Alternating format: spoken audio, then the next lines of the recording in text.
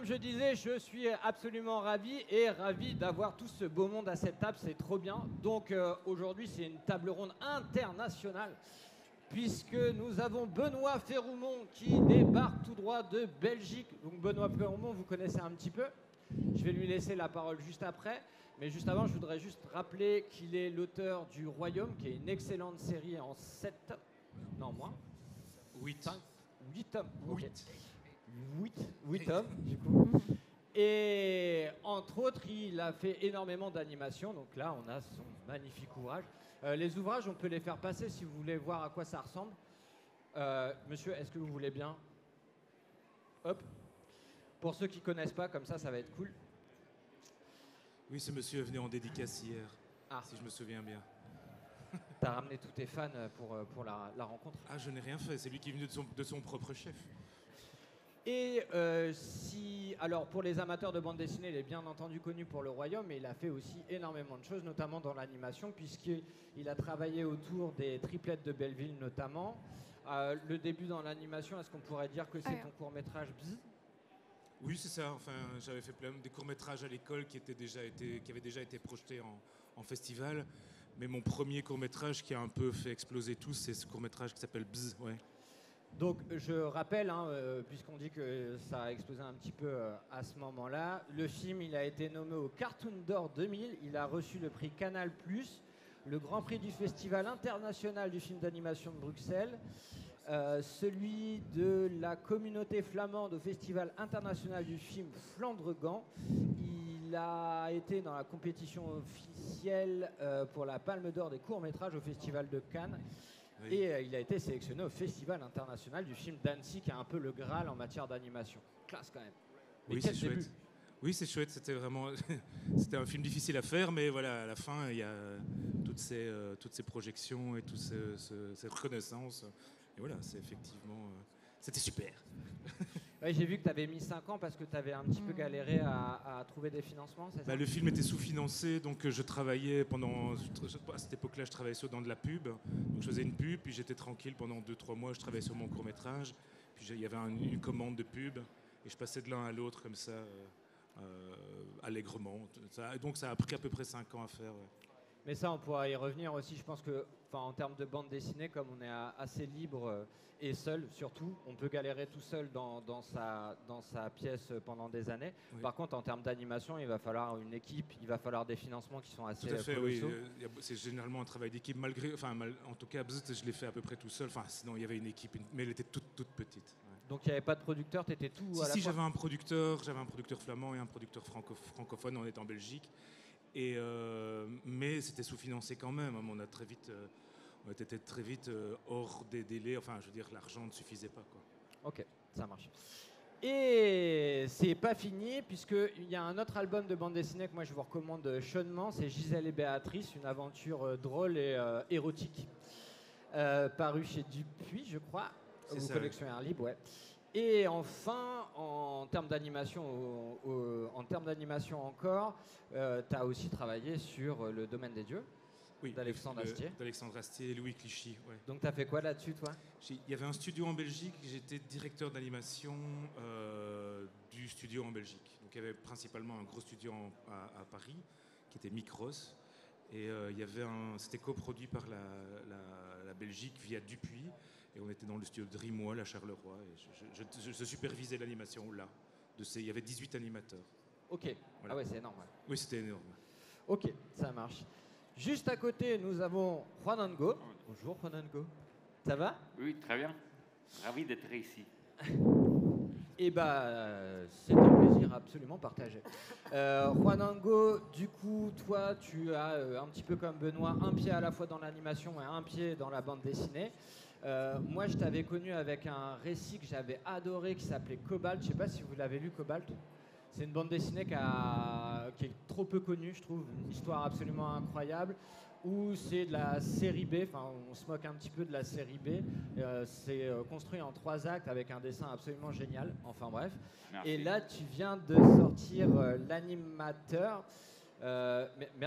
Merci beaucoup pour l'animateur, c'est cool. Moi, j'ai bien pleuré pendant l'animateur. J'ai trouvé que c'était une fable à la fois tendre et avec un perso un peu à la Tachi Daniel, donc où tu t'inspires vraiment beaucoup de ton père, c'est ça? Oui, oui, tout à fait. Donc ça devait être un boulot. T'as mis combien de temps à le faire? En fait, je le fais très rapidement, dans le Ah ouais? sens que pour le moment de le dessiner, ponctuellement, ça m'a pris que 7 mois environ, je crois. Mais ça fait part d'un processus de 13 années Ok. dans lequel je réfléchissais au scénario. Mais ça s'est très rapidement développé, mais le processus pour arriver à avoir l'idée vraiment nette à ma tête, ça a pris beaucoup de temps. Voilà. Ouais, parce que c'est un album qui est un peu particulier, vu qu'il parle à la fois d'animation, où on va retracer un monsieur qui est malade et qui fabrique de l'animation dans son petit atelier, qui est super connu apparemment, enfin reconnu dans son domaine. Et moi, je trouve que tu as vraiment retrouvé un équilibre, c'est-à-dire de pas trop nous balancer de techniques et alourdir, enfin quitte à alourdir le récit, mais pour être précis, en fait, tu as réussi à marcher un peu, à faire un truc d'équilibriste, enfin un travail d'équilibriste que je trouve assez incroyable en vrai. Oh, merci. Et bah, avec Oui, en grand fait, plaisir. Oui, il faut clarifier que c'est inspiré sur les derniers jours de mon père, mais c'est pas vraiment réel, parce que si j'aurais été vraiment fidèle à la réalité, j'aurais été trop coincé pour être respectueux, on peut dire. Donc c'est inspiré, j'ai fait n'importe quoi dans l'histoire. L'histoire, c'est vraiment au service de la fiction et pas de très fidèle à la réalité. Donc pour ça, c'est aussi un peu amusant, on peut dire. Je ne voulais pas faire quelque chose de trop solennel. Parce que je sais que ça fait peur, ça ne fait pas attirant le sujet si on dit que c'est quelqu'un qui meurt, quelque chose comme ça. Mais l'idée, c'est que ça soit quelque chose qui amuse. Ouais, qui est à la fois très drôle, parce Voilà. qu'en fait, au début de l'album, du coup, ce monsieur commence à perdre un petit peu son autonomie. Et du coup, sa famille va embaucher un infirmier. Oui. Et avec cet infirmier, ça se passe pas très bien parce qu'il tient vraiment énormément à son indépendance et du coup, bah, il y voit une perte d'autonomie. Et moi, j'ai trouvé que c'était hyper chouette, ouais, comme manière de voir.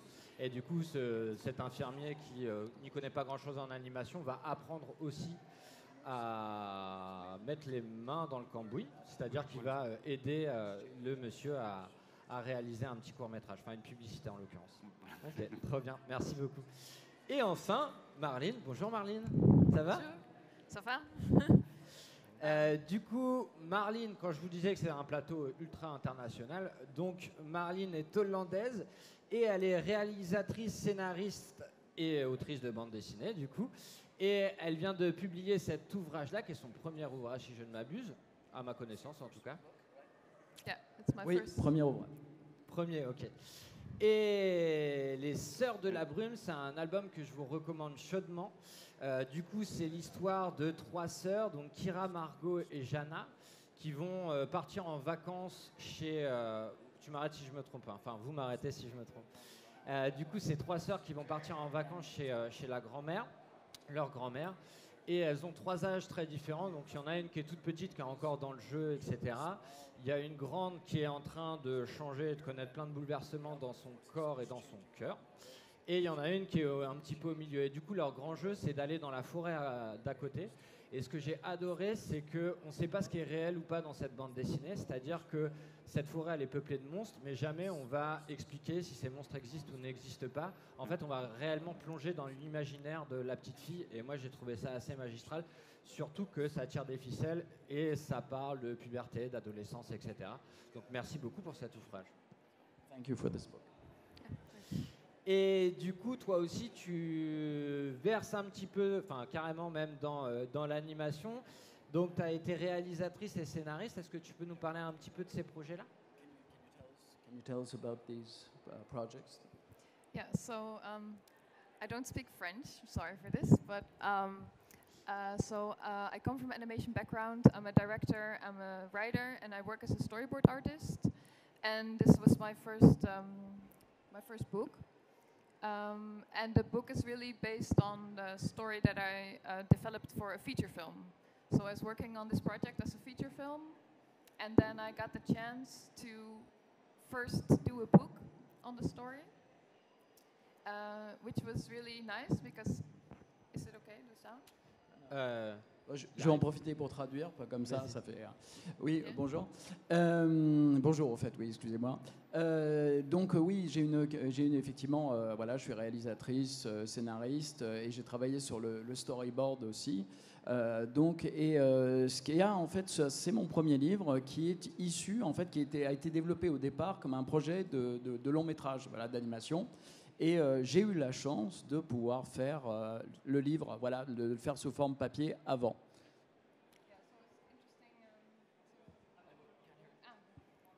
Thanks. Yeah, this is better, I think.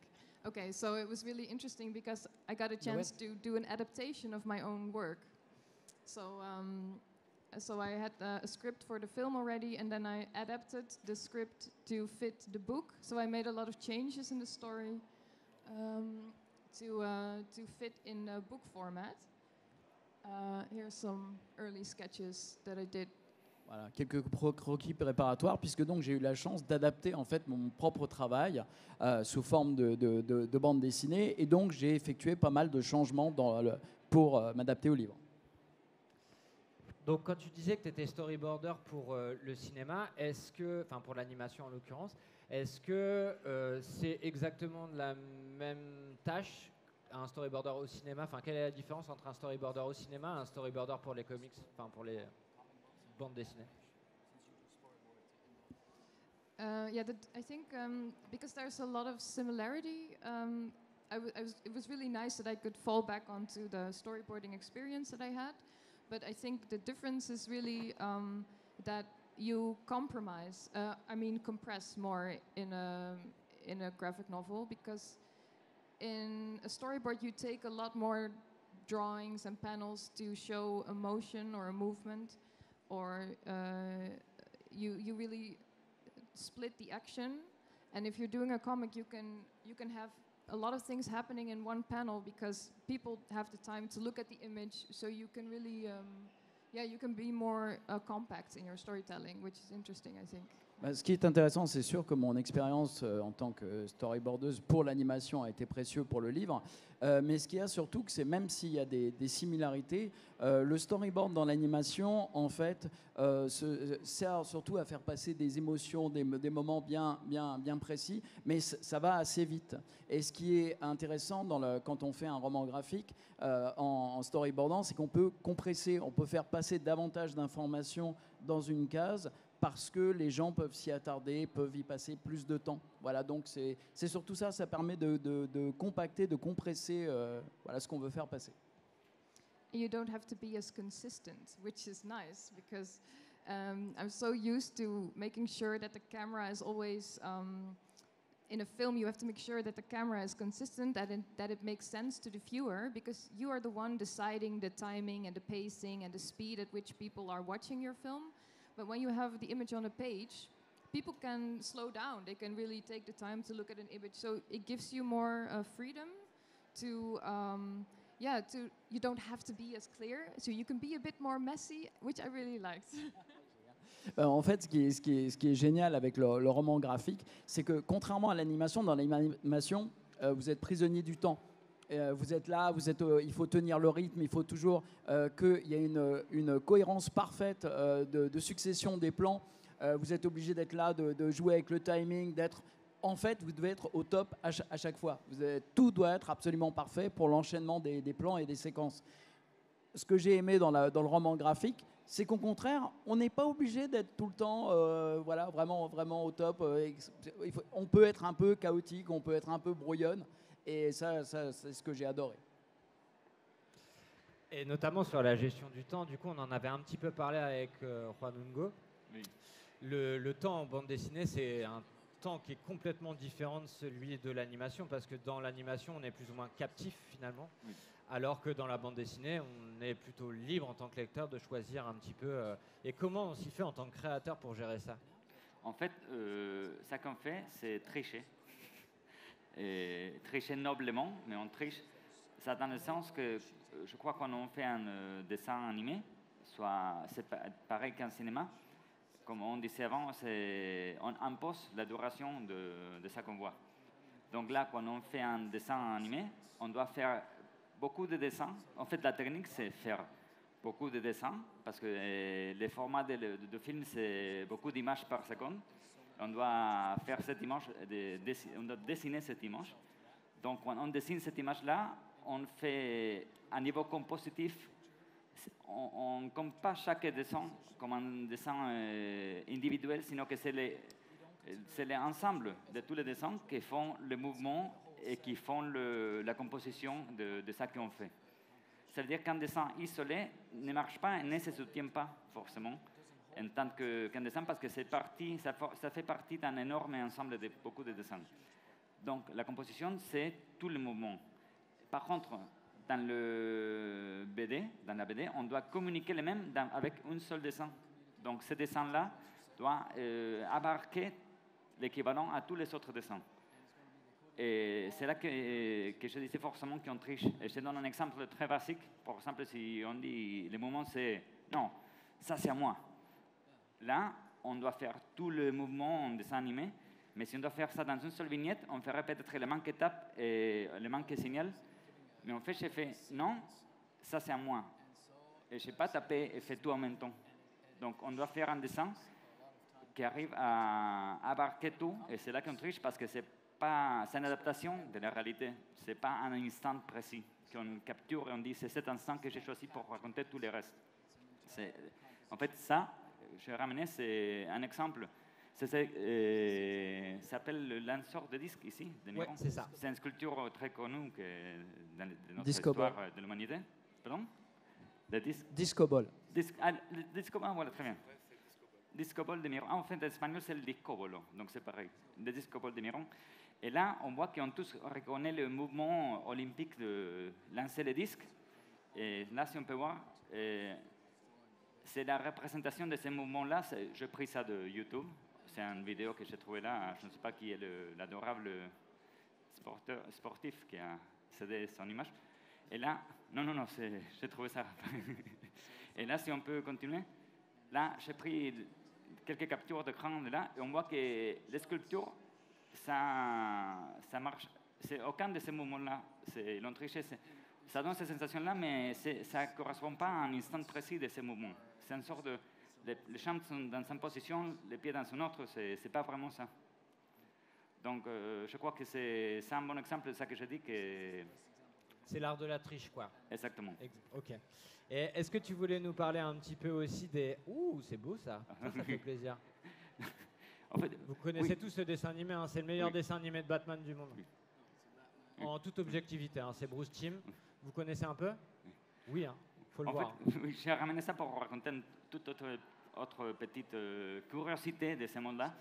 Et c'est que, en fait, j'avais lu, je ne sais pas si c'est eux qui l'ont découvert, mais il y a deux animateurs très célèbres de Disney, qui s'appellent Frank Johnson et Ollie Thomas. Ils sont deux Américains.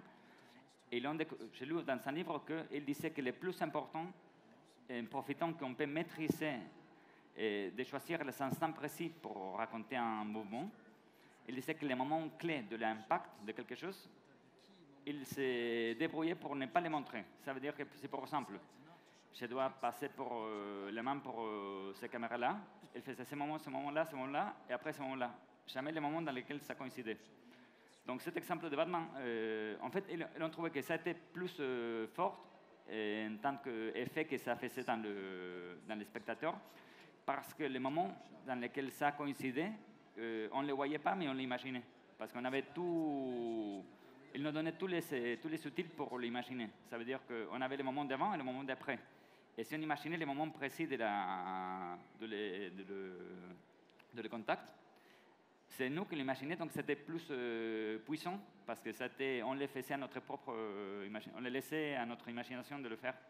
Et Donc exactement comme dans la bande dessinée avec l'ellipse, par exemple. voilà. Et c'est pour ça que j'ai montré cette image de Batman, parce que justement, quand on voit le moment de l'impact, il fait un flash blanche. Vous le voyez là, quand il tape le voleur, Batman, là, ça fait l'impact blanche. Donc, et là aussi, quand il tape les mains, donc on n'arrive pas à voir et on imagine les moments là, mais on a tout pour l'imaginer. On a vu l'anticipation et ça et les conséquences de ce mouvement. Donc, tout ça pour dire que l'essence de ça qu'on montre, en fait, on ne le montre pas. C'est quelque chose qu'on laisse imaginer au spectateur. Et dans la BD, en fait, c'est pareil, on fait pareil. Et ça, c'est un exemple, par exemple, on montre que vraiment, l'important, c'est ça qui passe parmi les deux vignettes. Parce qu'on voit le mec qui va taper. Ah, on ouvre le doigt. Très bien. Ah, on va créer un débat. Et ça va être Oui, cool. ah non, pardon. On Est-ce peut que- revenir en arrière. Là, Oui, là, on voit par exemple que là, il va comme dit on va blesser la fille, et après on voit le moment qu'il est blessé, mais on ne montre pas le moment qu'il est blessé, qu'il la blesse. Et aussi, dans les prochaines vignettes, ça c'est les dernières vignettes d'une page de Spirou, de Gaston, pardon, et on voit le moment qu'il va taper Gaston, et les forces dans lesquelles on voit que ça va finir avec un vrai coup de pied, on finit l'histoire là, on laisse le lecteur imaginer qu'est-ce qui va passer. Aussi dans le suivant image, là, aussi on laisse le lecteur imaginer ce qui va arriver parce qu'on calcule avec les mouvements qu'il va tomber sur l'oreiller, mais en fait on ne le voit pas. Donc je dis, dans ce sens-là, je dis que c'est beau des fois, ou peut-être. Non, c'est juste dans l'animation. Je dis que ne pas montrer les trucs d'impact. Moi, je viens de travailler sur un film en Espagne. Et le but, c'était justement de montrer tous les contacts pour rendre les personnages crédibles et concrets. Si on ne montre pas, par exemple, moi j'avais beaucoup de problèmes avec mes animateurs. Quand ils faisaient manger les personnages, ils ne mettaient pas, par exemple, ça c'est une fourchette. Et ils ne mettaient pas la bouffe, la nourriture à l'image. Si on ne le voit pas, si on ne voit pas ça, ce n'est pas crédible. Et donc, ce que tu dis là, en fait, je suis complètement d'accord avec la bande dessinée. Oui. Ça fonctionne très bien parce que c'est le travail de l'ellipse et on provoque l'imagination du lecteur. C'est lui qui fait le reste du travail et c'est ça qui est fabuleux dans le travail de Franquin ici et dans les exemples que tu donnes. Mais en animation, on a toujours plutôt avantage à montrer les impacts. Et ce que tu as montré comme fait, c'est juste un effet. Il y a ça dans le dernier film de Steven Spielberg. Quand il tire, il explique qu'il met des trous dans la pellicule. C'est un effet en fait. C'est un effet pour impacter. Mais c'est pas un truc qu'on dit on ne le montre pas pour provoquer l'imagination. On a plutôt dans l'animation avantage à montrer le point de contact. C'est d'ailleurs une pause clé très importante. C'est ce qu'on appelle les points de contact. Quand quelqu'un se lève, avant de toucher une bouteille, on a toujours besoin de prendre ce dessin, le moment du contact. Les contacts d'une marche, par exemple, on met le talon sur le sol, c'est ce qu'on appelle le point de contact. On a toujours avantage à le faire. Alors dans des exceptions comme ceci, où pour donner un effet d'impact, etc., on le supprime, mais c'est pas une règle qu'on peut appliquer à l'animation.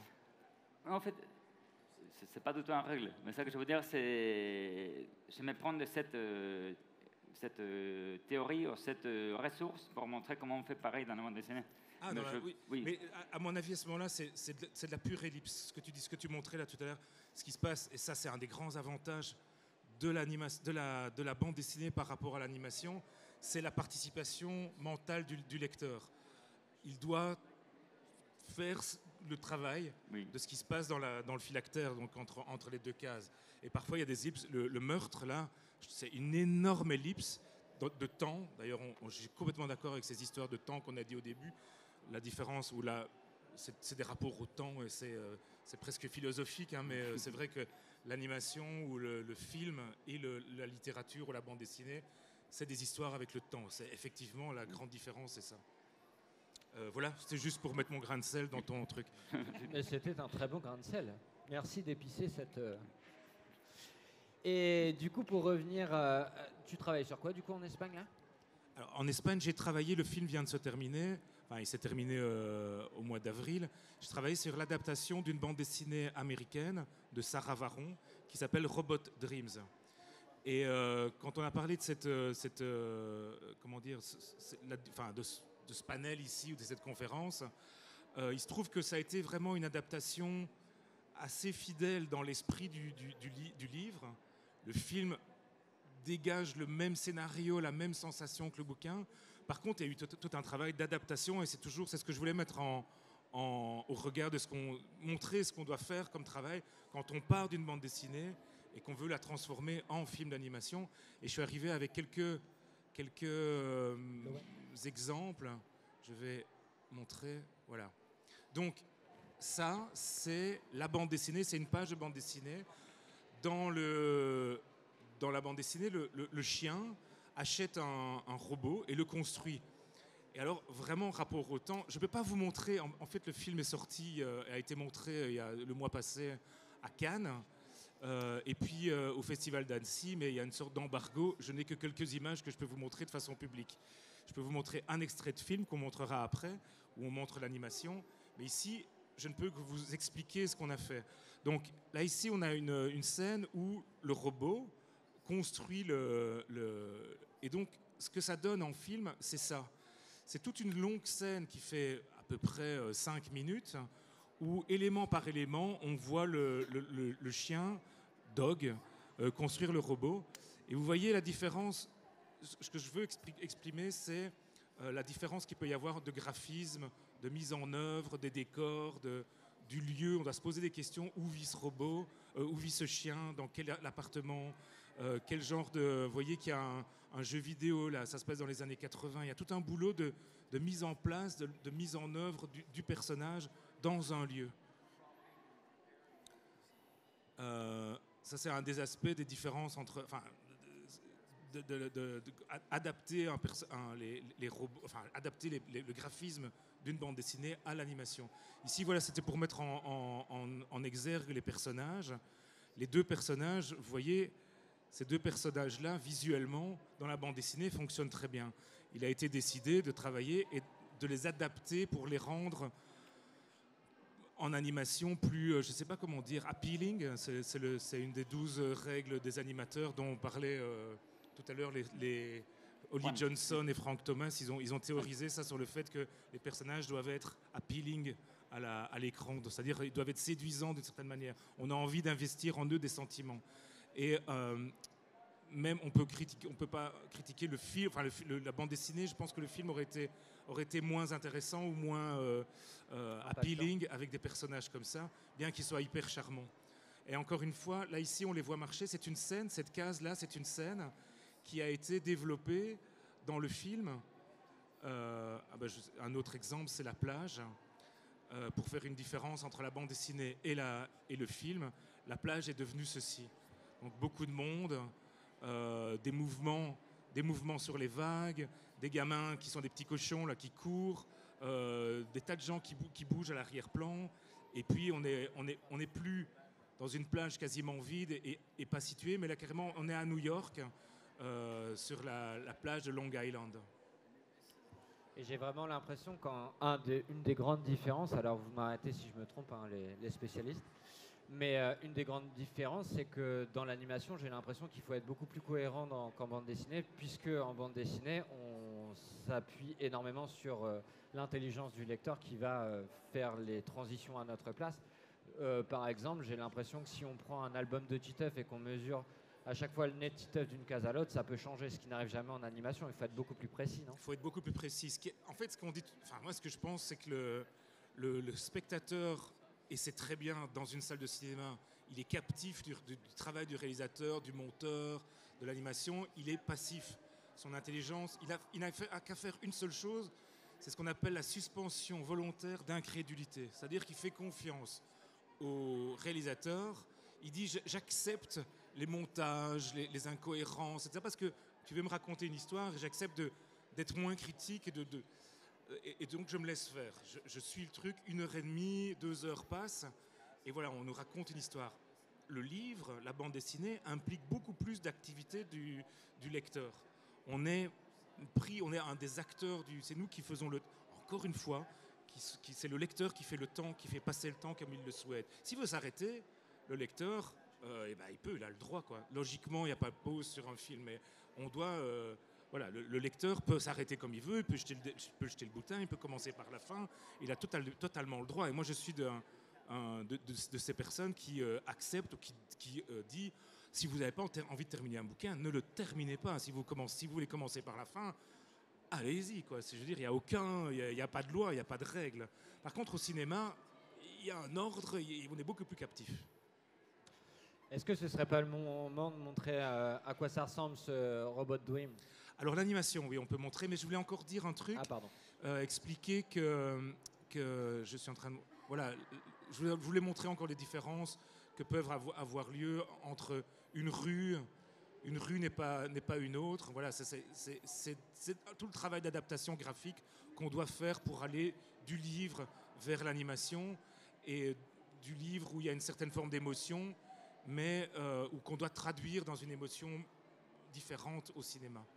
Et alors, c'est juste une anecdote, quand vous verrez le film, sachez que les 4 dernières pages du bouquin, donc qui sont juste 4 pages, font le dernier quart d'heure du film. Donc le réalisateur a étiré le film pour en faire une gigantesque dernier quart d'heure, 20 minutes. Mais dans le bouquin, ce ne sont que 4 pages qui se lisent comme ça et on fait « Oh, c'est émouvant ».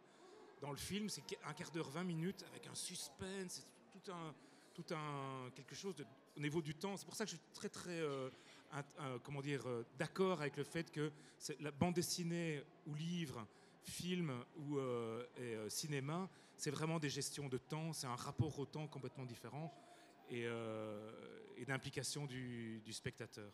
Mais on peut regarder un petit extrait, oui, si tu veux bien. Avec grand plaisir. Et c'est une séquence qui n'est pas du tout dans le bouquin, c'est une invention du film. Attention les mirettes, hein.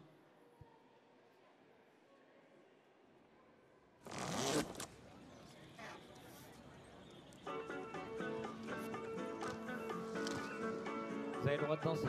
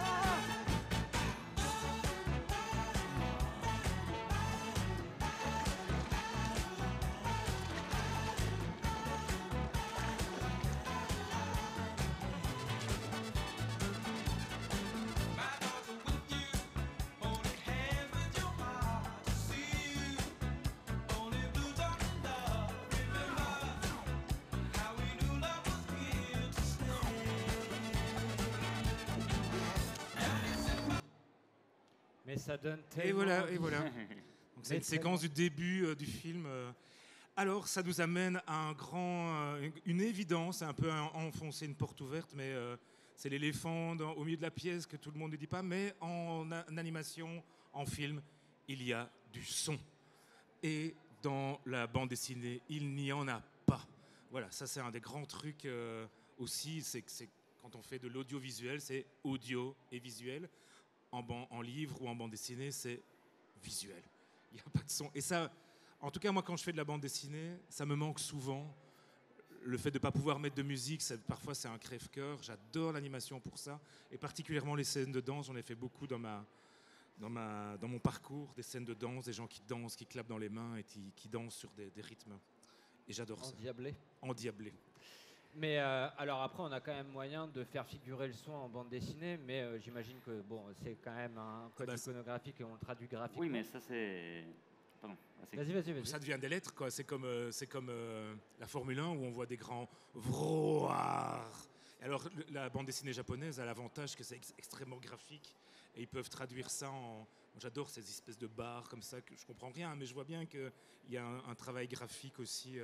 Mais ça ne vaut pas la musique quand on peut se payer ce qu'on vient d'entendre, Earth, Wind and Fire, September. Ça met l'ambiance, quoi. Et du coup, tu disais que cette scène-là, elle n'est pas dans la bande dessinée. Comment on choisit de rajouter une scène comme ça? Alors ça, dans ce cas-ci, c'est le réalisateur. Il voulait... donc il est tombé amoureux de cette bande dessinée. C'est une bande dessinée qu'il a voulu adapter et il s'est tout de suite posé la question, où vais-je placer l'action? Parce que la bande dessinée est totalement floue sur le lieu où ça se passe. Et lui, il a décidé de de faire une déclaration d'amour au New York des années 80. Il a vécu à cette époque-là à New York pendant 10 ans, entre 80 et 90. Et il a dit on va situer l'action à ce moment-là, avec tout un travail sur récupérer tous les objets, les voitures, et même ça en était presque, enfin c'était étrange parce qu'il voulait vraiment que ça ressemble au New York des années 80.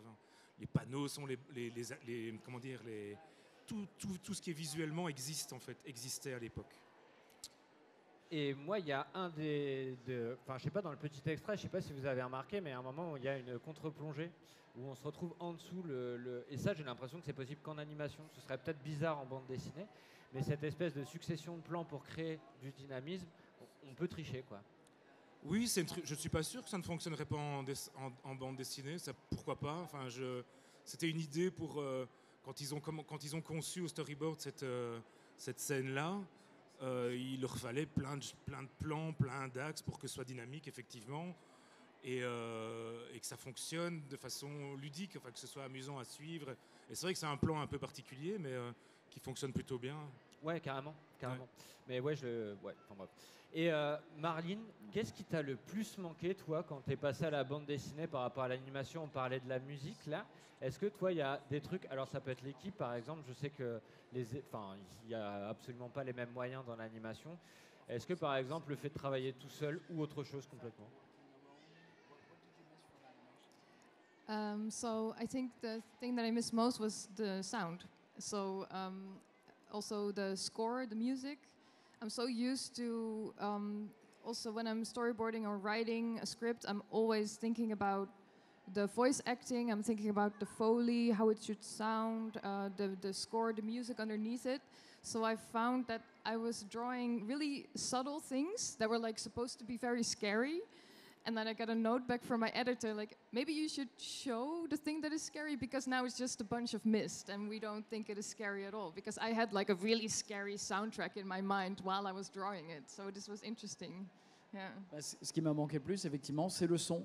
C'est justement non seulement le son des dialogues, des voix off, de tout le reste, mais même de la bande son elle-même.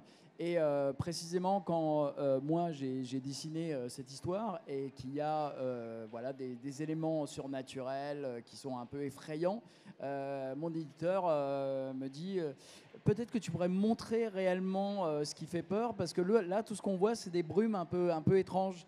Alors que moi, quand j'ai écrit ça, j'avais un son qui correspondait à ces brumes particulièrement effrayants. Et évidemment, c'était pas dedans. Parce que dans le projet initial, on voyait pas trop les monstres. Yeah, because juste sur certaines scènes. The animation. Well, yeah, I also make music, so I always think in sound and in music as well. For me, it's like that's what I really love about animation. Like, animation for me combines all the arts. Sorry, but this is just what I believe. For me, animation is the ultimate art form because it's writing, it's cinema, it's fine arts, and it's music. And it combines all these things in one really beautiful package.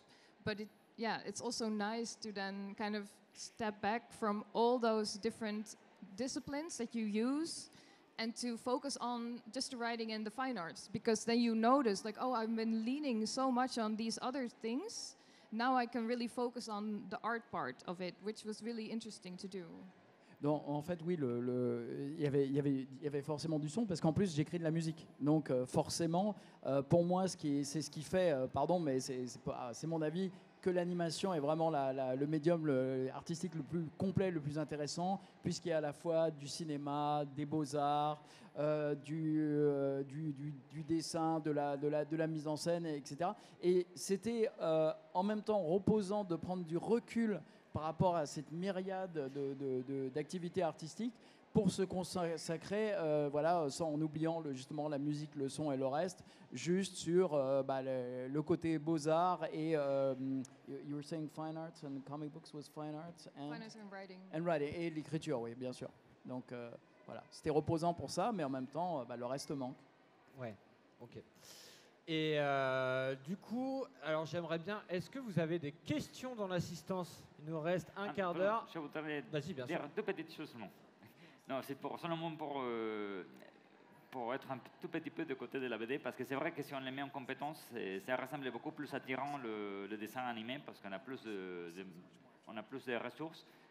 Mais en même temps, je crois que c'est pas enfin, je sais que vous êtes bien sûr d'accord, je crois, mais je voulais éclaircir que c'est pas une course de voiture pour quel terrain a plus de ressources. Dans le sens que la BD aussi, ça que c'est la grâce de la BD, c'est qu'on ne doit pas... Tu n'es pas d'accord? Non. Animation wins. Animation wins. L'animation gagne sans problème. Oui. Non, ce que je voulais dire, c'est que ça que c'est la grâce de l'animation, c'est aussi de la BD, c'est que quand on... C'est pas qu'on manque de son et qu'on manque de la musique, c'est qu'on doit suggérer aussi avec les dessins tout ça. Ça veut dire que le dessin, c'est pas seulement que ça transmet ça qu'on veut, ça que c'est le terrain de l'image. Dans les dessins, on doit transmettre aussi les sons, c'est la musique, aussi toutes les sensations. Il y a un exercice que c'est très classique, c'est on met un orange, on dit on doit dessiner l'orange. Ok. Maintenant on prend l'orange, on la sens, on la repose là et on la dessine. Maintenant on prend l'orange, on le mange et on la dessine. Ça veut dire que quand on dessine, on ne doit pas seulement dessiner ça qu'on voit, sinon ça qu'on sent, ça qu'on écoute, ça qu'on touche, tout. Tout ça doit être considéré dans notre dessin. Et ça c'est la BD. Je veux dire, c'est dessiner tout ça qui nous entoure, une expression qui est dans le terrain de l'image, mais se compromettant avec toute l'unité. Et ça, c'est la grâce de tous les terrains aussi. C'est comme dire, la littérature, dans ce sens, ça serait plus triste qu'un livre que ça serait avec des illustrations, parce qu'on a plus de ressources. Mais non, justement, c'est ça.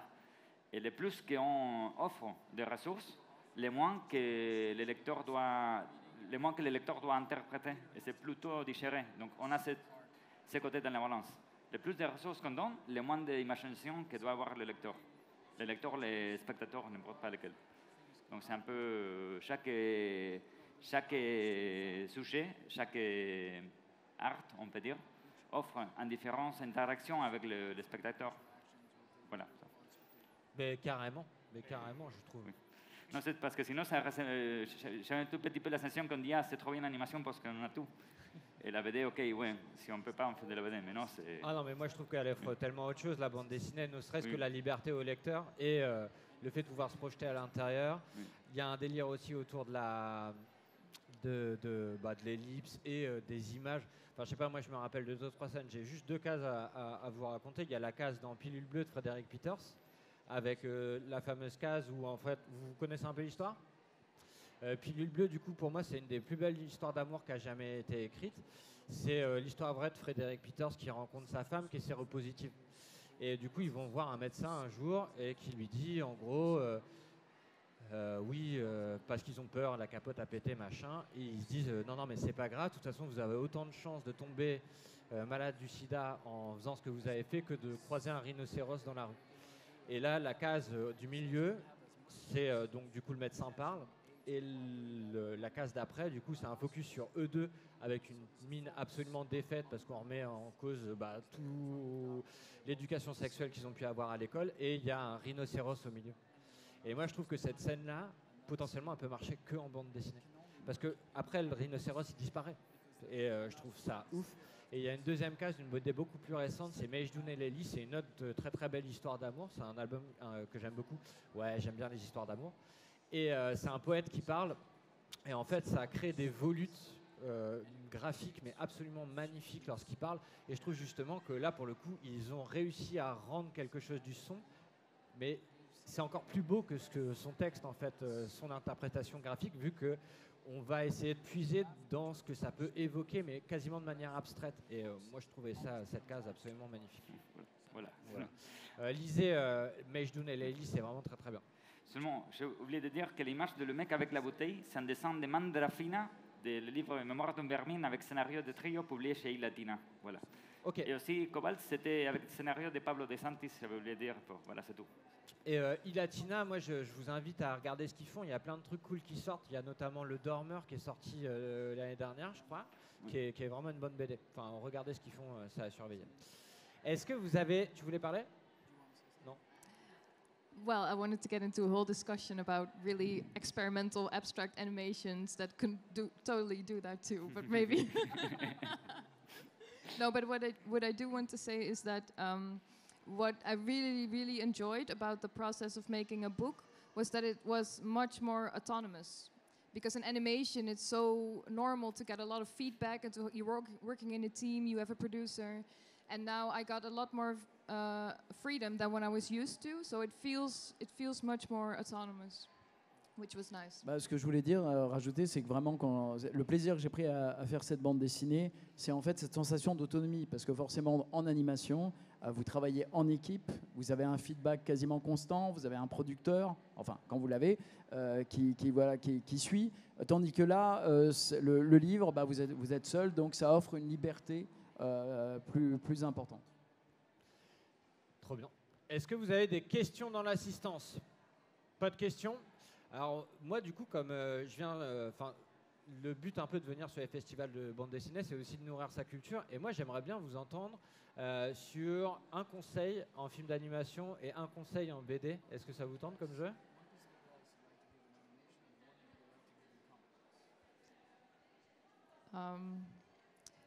Write stories that are really personal and important to you. I mean, I think that goes for both, because you're going to spend a lot of time with a project and it should be something that you deeply care about. I think it's just an advice for both. Oui, en fait, un avis pour les deux médias, c'est vraiment écrivez quelque chose qui vous tient à cœur, qui soit vraiment important pour vous, parce que vous allez passer du temps dessus, donc autant passer du temps sur quelque chose qui, pour vous, est important. Et ça vaut pour les deux, animation et bande dessinée. Et est-ce que tu as un film à conseiller que tu as bien aimé, ou une BD à conseiller que tu as bien aimé?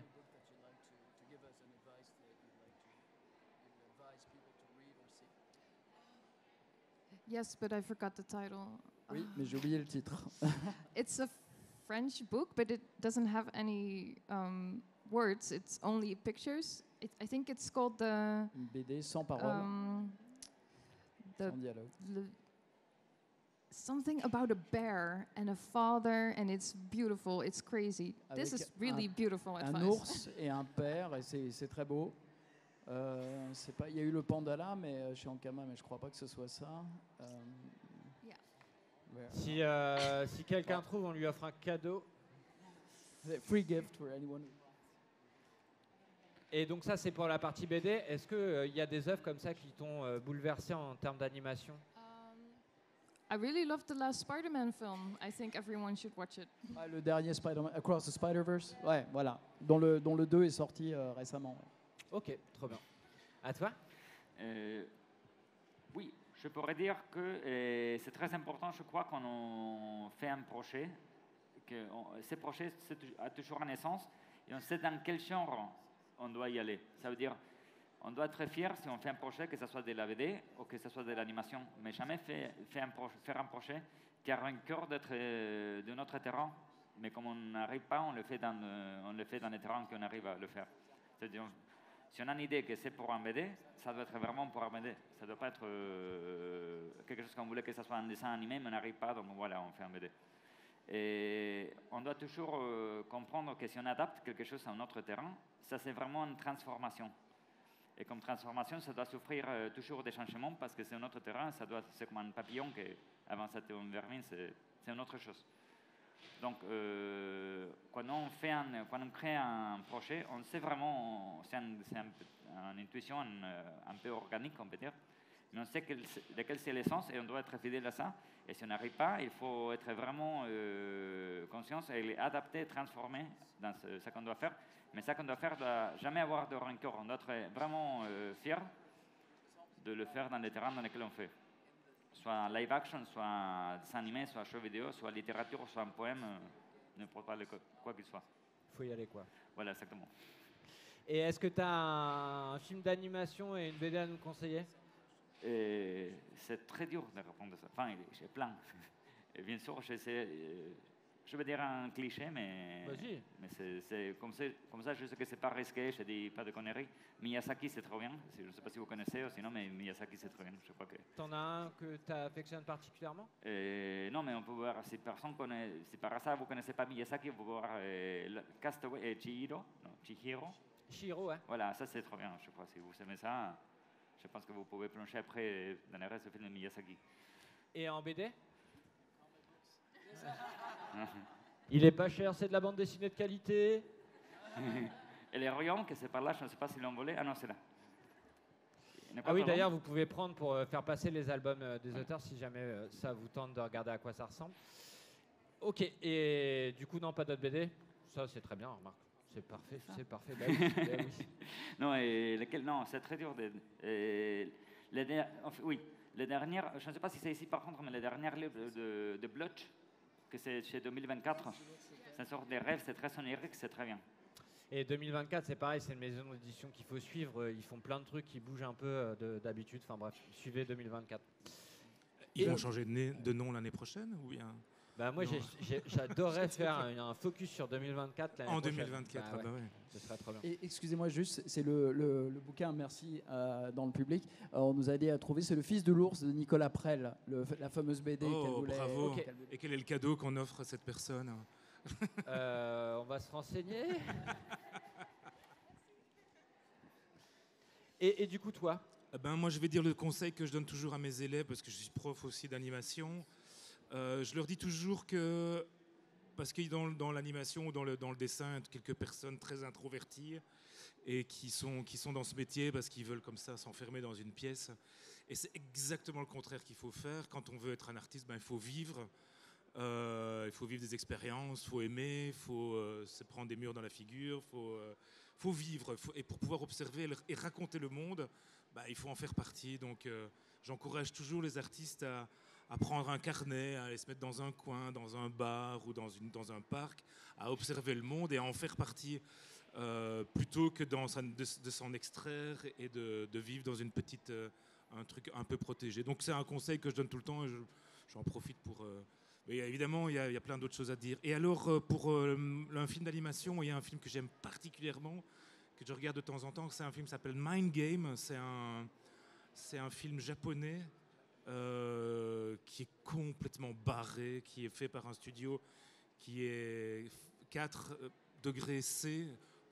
C'est Mind Game. Non, c'est un film qui doit avoir une quinzaine d'années maintenant, qui finit par une course-poursuite sur la langue d'une baleine. Oh, c'est yes. complètement fou. J'adore ce film, c'est pour moi un pur chef-d'œuvre.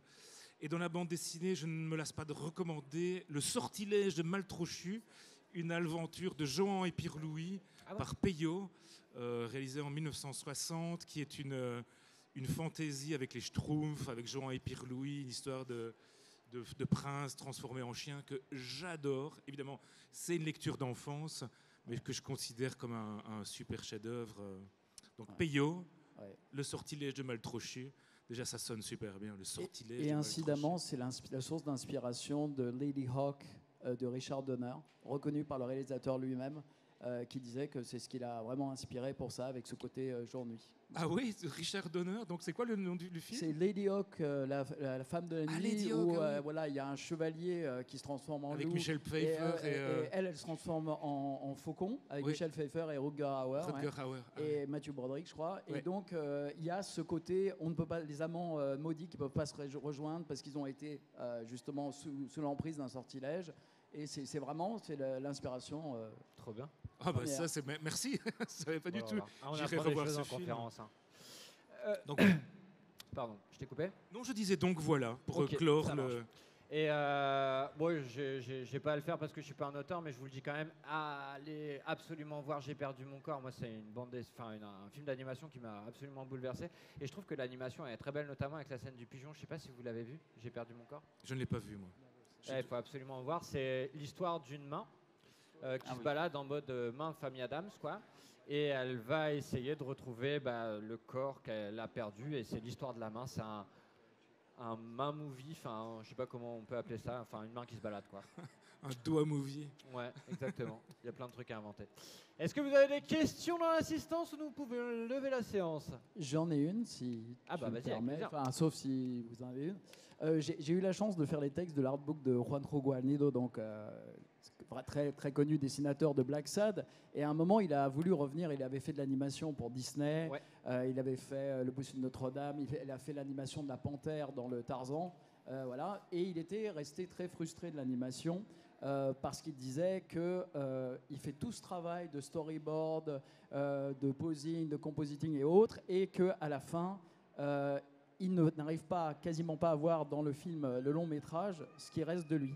Et donc, il a fait 4 minutes d'une chanson d'un groupe de métalleux vikings, les Freak Kitchen, ça s'appelait Freak of the Week, et que là, bien que c'était une aventure absolument atroce au niveau du Kickstarter, du financement participatif, de tout le reste, qu'il en avait eu et que le public de Black Sad en plus l'avait lâché. Seulement 3% des lecteurs de Black Sad avaient participé au financement participatif. Il avait trouvé ça très dur moralement. Et donc, en fait, ma question, c'est est-ce que, notamment pour certains d'entre vous, vous êtes enseignants, est-ce que vous conseillez à un jeune qui se lance dans l'animation plutôt de faire un format court, ce qui semble logique, ou de se lancer, s'il a vraiment une idée, dans un long métrage? Qu'est-ce qui est mieux? Il vaut mieux commencer par des choses simples. Donc, on ne devient pas du jour au lendemain un réalisateur de long métrage comme ça, d'un claquement de doigts. Il vaut mieux commencer progressivement et d'avancer par un boulot relativement simple, court métrage, pour apprendre son métier. Parce que c'est bien d'aller participer à une grosse production Disney comme animateur, quelque chose. Et c'est une autre chose d'y rester et d'y faire toute sa carrière, toute sa vie. Il se trouve que moi, j'ai un peu le même parcours, c'est qu'en animation, j'ai fait de l'animation pendant presque 15 ans, et à un moment donné, j'étais extrêmement frustré, et mon ego personnel d'artiste avait envie de raconter des histoires. La bande dessinée m'a permis de dessiner pendant une dizaine d'années 8 albums du Royaume, un album érotico-comique, un Spirou, j'ai fait plein de trucs, et cet aspect de mon travail d'artiste, mon ego était satisfait, ce qui m'a permis de retourner à l'animation et d'être directeur d'animation, de me fondre dans une équipe en étant, d'une certaine manière, totalement satisfait. Et je pense que Juan, c'est vraiment une histoire d'ego. Il a comment dire, c'est ce que vous disiez d'ailleurs, il a se fondre dans une équipe, il avait besoin, lui, d'exister en tant qu'artiste. Et ça, c'est un truc personnel que chacun gère comme il peut, quoi. Il y a des gens qui n'ont pas du tout d'ego, il y en a qui en ont des gigantesques. Voilà, mais je pense que tous les artistes en ont au moins un petit. Au moins un ego, ouais. Et voilà. effectivement, en fait, c'est un peu la réponse que j'attendais. Donc, du coup, la bande dessinée peut aussi relancer la passion de l'animation. Comme on disait tout à l'heure, la bande dessinée, c'est vraiment un espace de liberté. Les enjeux économiques sont tellement plus faibles. La possibilité de faire des choses est tellement énorme, et ça reste un média extrêmement puissant. Donc quand l'ambition c'est de raconter une histoire, un excellent médium. Et voilà. Merci. Toujours pas de questions? Vous avez hâte d'aller regarder J'ai perdu mon corps ou pas? Je l'ai bien vendu? Eh ben, allez-y. Mind Games, c'est mieux. Regardez tout. Du coup, merci beaucoup. On peut applaudir chaleureusement les auteurs. Merci beaucoup et merci énormément à Miral que je ne vous ai pas présenté, qui est traducteur et également auteur de bande dessinée. Vous pouvez le retrouver un peu plus loin. Merci beaucoup. Et merci à la technique.